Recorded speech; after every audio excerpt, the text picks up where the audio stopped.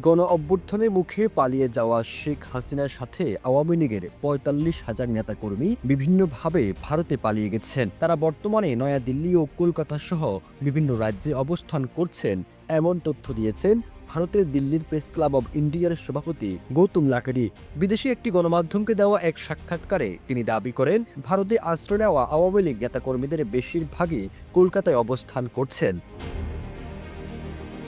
এ বিষয়ে সামাজিক যোগাযোগ মাধ্যম ফেসবুকে এক পোস্টে সাংবাদিক জুলকার নাইন সাইর বলেছেন, গৌতম লাহিড়ী দিল্লি প্রেস ক্লাবের সভাপতি হিসেবে ভুল তথ্য প্রদান করার কথা না। তাহলে কি এই কারণেই ভারত সরকার বাংলাদেশিদের সেদেশে ভিসা ইস্যু করা থেকে বিরত রেখেছে? কারণ ৪৫,০০০ তো কম সংখ্যা নয়। কলকাতা শহর ও আশপাশের এলাকায় অলিতে গলিতে আওয়ামী লীগ নেতাকর্মীদের বিচরণ দেখতে পাওয়ার কথা।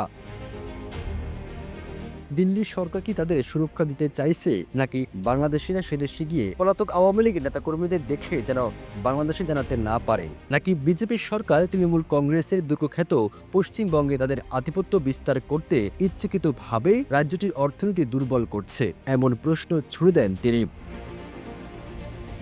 সাংবাদিক জুলকার নাইন সাইড আরও বলেন, এটা নিশ্চিতভাবে বলার অপেক্ষা রাখে না যে প্রতি বছর ভারত সফরকারী 18 থেকে 20 লাখ বাংলাদেশিদের সিংহভাগেরই গন্তব্য থাকে কলকাতা এবং এই রাজ্যের অর্থনীতিতে তারা গুরুত্বপূর্ণ ভূমিকা রাখেন। তাহলে কি রাজ্যের অর্থনীতি দুর্বল করে 2026 সালে পশ্চিমবঙ্গ বিধানসভা নির্বাচন টার্গেট রেখে মমতা বন্দ্যোপাধ্যায়কে কোণঠাসা করতে চাইছে বিজেপি?